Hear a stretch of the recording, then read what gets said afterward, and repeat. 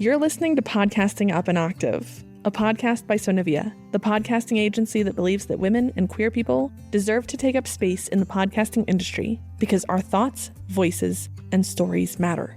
Here you'll learn how to make a dope podcast that inspires, educates, converts, and most importantly, makes your voice shine. I'm your host, Rue Spence, and I'm here to take podcasting up an octave.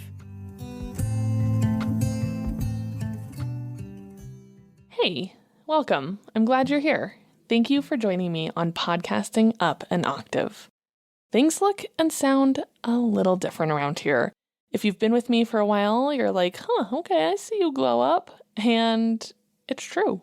I am fully rebranding. Everything is in a very new and interesting and a little scary place, and I'm feeling really good about it. So I wanted to take some time and invite you into the inner circle to talk about what that has meant for me and what it can mean for you too, because branding is really important and it's something that we spend a lot of time thinking about as podcasters or as small business owners. And I wanted to spend some time geeking out about how much I love the changes that I've made, but also talk to you about how significant the psychology of our brands are. So in the past, I've been through a couple of different iterations of what Sonivia looks like. It started out, honestly, if we're going to go way back to the very beginning, it started out as me saying like, hey, I'm Rue and I make podcasts. Cool.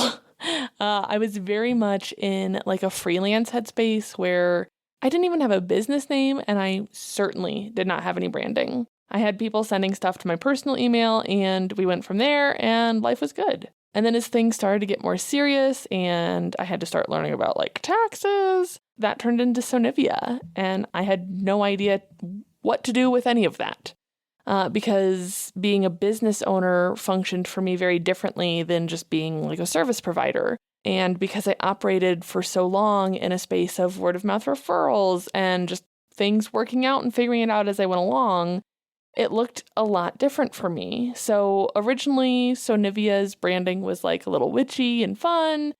Sort of like I had mauve and silver were some of the colors that I used in my branding. And I realized I was like, I like it, but it doesn't feel podcasty enough. And so I switched to the most recent branding that I've had, which was like very neon and punchy. And it had like 80s arcade vibes because that felt more like the tech world to me. That was like, hey, I'm a podcaster. But it just felt like a slight disconnect. And I've talked in my little think tanks and communities as I've been thinking about this rebrand that my branding almost felt like a catfish. And what I mean by that is that I have people who come back to me and they give me feedback of like, you know, you're fun to work with, whatever, but it feels so safe and it feels like you hold my thoughts and opinions very gently and it's very nurturing. That doesn't necessarily vibe with the neon, poppy, woohoo aesthetic that I was rocking with.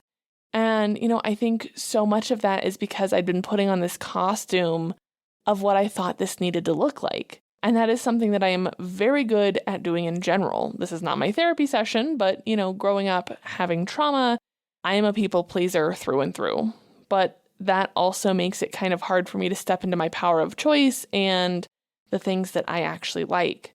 So it's hard for me sometimes to differentiate between what I know looks good and what I actually like and enjoy. I'm like, oh yeah, that looks good, so I must like it. But then I end up with things that don't really feel like me. So I've had to do a lot of inner work to get to a kind of place where I feel like I know what I actually like. I know it feels good. I know it feels authentic to me.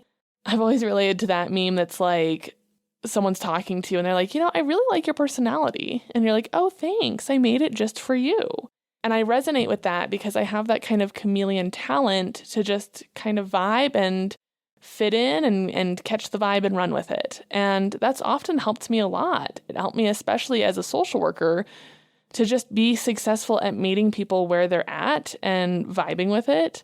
But it's also led me to make choices that I'm not 100% comfortable with. And I'm just in a season where I'm done and I'm ready to shed that mentality and that mindset. Life is very hard and I'm turning 30 this year and I just want to fully step in my power as me and not as somebody who is wearing this mask of shoulds and supposed tos. this is what this is supposed to look like. This is how you're supposed to do it. And so I've just been working on kind of gently setting that persona down, being very grateful for what it's done for my business and for my family and for myself, but fully allowing my brand now to look like what I show up as. Because there was this disconnect of like what the brand looked like and then actually talking to me. So I'm done with the catfish. I'm done with things feeling disjointed. So today I want to share what intentionally burning down my old branding has looked like, what I've learned about evolving a brand that actually fits, and how you can start reimagining your own brand without feeling like you need to ask permission if you're also a people pleaser like me. So outgrowing your brand is normal. Brands are often snapshots of who built them, and hopefully my belief is that we are never done growing and that we're ever evolving. I am not the same person I was when I started the first iteration of Sonivia, and I'm certainly not who I was in 2020 when I was just Rue taking side gigs. That's not who I am now. And the online space and podcasting, and to an extent, me, glorify consistency, but real consistency, I feel, comes from honoring evolution, not forcing yourself to stay in a box that feels outdated. The neon, poppy, Stranger Things arcade era served me until it didn't. It looked good on my Instagram. I was making cute little reel covers until I stopped posting. And I think that that's because I felt like I had to perform. I had to show up as Rue in Sonivia, whereas that was not who was showing up on Zoom calls with my clients. That was not who was sitting down to even record this podcast. And I was like, oh, but for social media, I have to be bright, neon pink, and all done up. And that was not feeling authentic to me. And so signs that your brand might not be aligned anymore is if you feel drained creating content, if you feel like you're second guessing every post, if your content and how you show up in it feels like a costume, and if you're attracting clients or listeners or buyers, whatever the function of your business and podcast are, who are not the right fit. And that one was a big one for me because of this catfishing sensation. I feel like I was pulling in the wrong people for me and that I was the wrong person for them because, what you're seeing was not what you were getting at a certain point. Now, how did I make the shift from this, we'll call it neon to granola girl? What inspired my rebrand was, like I said, just kind of sitting in authenticity, doing a lot of soul searching and shadow work and journaling about what I feel like to me. And a lot of it started by looking in my closet. And I know that might not feel organic for a podcast brand. For me, though, I was like, okay, let's just start with colors. What colors do I like? What colors do I wear? What am I attracted to? And spoiler alert, neon is not anywhere in it. In my closet, I have one pair of pink neon overalls that I bought specifically to give a podcasting workshop because that's what Rue in Sonivia was supposed to wear. I think I've worn them twice. And everything else that I own and what I actually like to wear is soft and warm and like terracotta and olive and all these really cozy tones and cozy textures because that's what feels good to me. And I don't know if that's going to be my forever. I'm very much in a season of remothering myself as I mother my daughter and finding coziness and security. I like me a patterned wool sock. I like me a hiking boot. And, I think some of that has come from our move to Colorado, where I spend a lot more time out in the mountains because, well, there are mountains to spend time in. But, I've shifted into what I feel like has always been there for me. Like, I think about how I grew up very much as like a Patagonia core kid. Like, that was my ideal. My mom was very much a nature mom. We spent a lot of time outside, fishing and camping and hiking and you name it. Like, those are my core memories with my mother. So as I like do this remothering on myself, I think it feels safe and familiar to spend time in that. And so, I think in this remothering, I'm just embracing that style that feels nostalgic, feels familiar, and feels safe.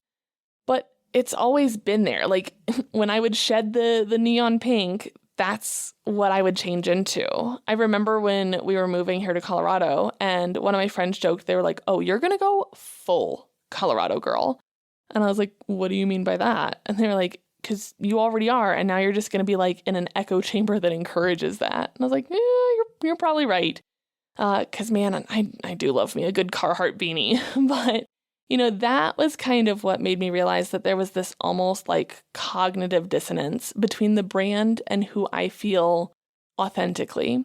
And so I really just exploring my closet was the big one, exploring what I'm attracted to. What do I want my house to look like? What spaces feel good to me?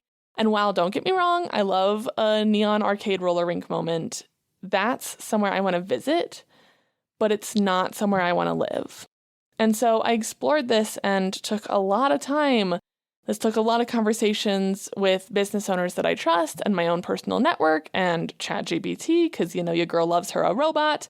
And my robot did call me out about my brand a couple times in this process, which was really interesting because it kind of called me out that I was trying to fit into the dude bro brand of podcasting. And I think it's important for how much I try and push back on that in being more heart-led and focusing on serving women and queer people, that it was interesting that my branding emulated that, but make it girly. And so I think, truly embracing pushing away from that is not being afraid to do something completely different. I also want to give so much credit to Light Ray Exposures, who was my photographer for the brand shoot, because her questionnaire for the shoot just really codified a lot of what I've been thinking and helped me put language to it. And so I took this leap of faith. And I think that's what a lot of business owning or podcasting is. If we're being so for real right now, letting go of what feels safe and felt familiar and letting go of what you think you need to show up as, what you think will perform well, and starting to lean into what actually feels like home, actually feels like you. And I think that always does you favors. I think, you're going to make real friends when you start showing up as yourself. You're going to make real connections. You're going to find the right people who want to work with you. You're going to find the listeners who love you. I mean, just the long and short of it is when you're cultivating an environment of who do I want to listen to? Me. Who do I want to work with? Me. Showing up as you means that your listeners are going to be the people who want to hang out with that person, which in turn is going to make content creation easier because you get to show up as yourself. You don't have to put on the mask. You don't have to put on the pink overalls. You get to just be you. And, there was fear. There was vulnerability in making this shift. There is the fear that it's going to confuse people who, when they go back on Instagram, they're going to look for the neon pink girl and, oh, I guess she's gone. I hope that they make the connection and that they come along with me. But what I'm finding is that I feel so much more connected to my brand now. And that means that I'm starting to see feedback. Even though this is a new thing entirely, I'm starting to see the right people connecting even more because I'm showing up fully as myself. Now, if this is all really resonating with you and you're ready to start your own rebrand, here are the things I would suggest just based on my own experience. Start with feelings, not fonts. Ask yourself how you want the rebrand to feel. How do you want people to feel when they interact with your podcast or your business or whatever it is that you're rebranding? And, this is where there were notebooks filled with mind maps for me of, what words do you want to come to mind for people? Do you want calm and empowered, earthy versus loud, energetic, and bold? What is the vibe around your podcast? Because, and I know I'm using a lot of business and podcasting interchangeably, but that's because podcasting can become a business. Your podcast is your brand. Even if you don't have a business that's affiliated with it, your podcast is a brand, and every single choice that you make in your podcast is your brand. Your cover art, your intro, all of that is your brand. So don't get confused. Don't think oh, this isn't for me. That is specifically what I'm talking about. And then an audit. And I guess audit is my word of the year on podcasting up an octave, because I just think that self-assessment or professional assessment is freaking valuable for clarity. Spend some time looking at your visuals, looking at your copy, looking at your offers, looking at the tone of your podcast, and ask what feels like you and what feels like a mask or a costume of what you're supposed to do. And then give yourself the permission to evolve publicly. Normalize letting your audience see the process. There's no need to disappear and come back, extreme makeover style for this big reveal. Shift things piece by piece. At this point, you're going to be able to go to sonavia.com and see my beautiful new website that I'm super excited about. things are starting to change. And I'm going to be honest, I'm still updating things. I'm still updating PDFs. I'm still updating my Stan store. I'm still updating some other elements that are still kind of behind the scenes.